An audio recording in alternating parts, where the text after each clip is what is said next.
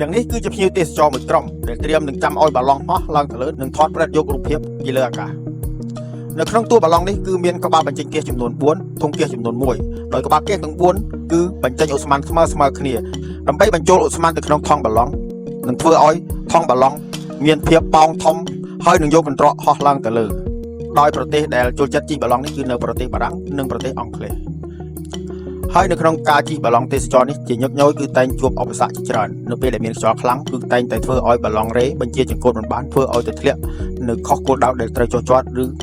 គោលដៅដែលយើងត្រូវបញ្ជាថានឹងទៅទស្សនាកន្លែងណានោះប៉ះខ្យល់ខ្លាំងគឺមិនអាចបញ្ជាបានដូចបំណងនោះទេពុកម៉ែបងប្អូនការជិះបាឡុងទេសចរនិងការថតផ្តិតយករូបភាពពីលើអាកាសគឺមិនមានសុវត្ថិភាពសម្រាប់ការទេសចរនោះទេចឹងទេកាពីតែនដែលគ្រប់គ្រងបាឡុងត្រូវតែចេះមើលពីសន្តានខ្យល់និងព្យាករណ៍តើម៉ោងណាទើបមានខ្យល់ម៉ោងណាទើបស្ងប់ខ្យល់ទើបអាចបង្ហោះបាឡុងទៅជោគជ័យនិងភ្ញៀវទេសចរមានសុវត្ថិភាពប្រសិនបើកាពីតែនគ្រប់គ្រងបាឡុងមិនចេះមើលឬក៏ស្មានមិនត្រូវ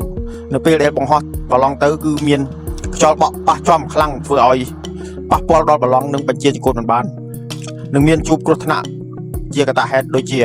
បាឡុងធ្លាក់ចុះមិនចំគោលដៅឬក៏បាឡុងហោះទៅធ្លាក់នៅកន្លែងឆ្ងាយពិបាកនឹងទៅយកមកវិញ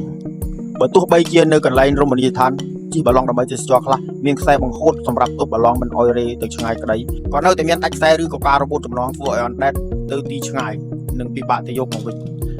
អ្វីត្បិតតែការទស្សនាពីលើលំហអាកាសចុះមកក្រោមមានភាពគ្រោះថ្នាក់បន្តិចក៏ប៉ុន្តែភ្ញៀវទេសចរដែលតែងតែទៅទស្សនានៅប្រទេសបារាំងនិងប្រទេសអង់គ្លេសឬក៏ប្រទេសនានាដែលមានបាឡុងដើម្បីទាក់ទាញភ្ញៀវទេសចរដើម្បី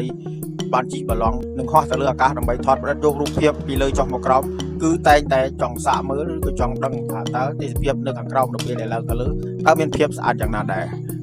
សម្រាប់ admin ប្រសិនបើមានឱកាស admin នឹងសាកល្បងជិះបាឡុងដើម្បីឡើងទៅលើអាកាសនិងថតផ្តិតយករូបភាពពីលើចុះមកក្រោមដើម្បីទុកជាអនុស្សាវរីយ៍ចុះចំណែកអ្នកទាំងអស់គ្នាហ៊ានជិះបាឡុងដែរទេចង់បានវីដេអូប្លែកៗចែករំលែកចំណេះដឹងសូមកុំភ្លេចចុច Subscribe Like និង Follow ខ្ញុំម្នាក់មួយដើម្បីជាកម្លាំងចិត្តនឹងរកវីដេអូសម្រាប់អ្នកទាំងអស់គ្នាអរគុណពីខ្ញុំបាទ admin 4ទើប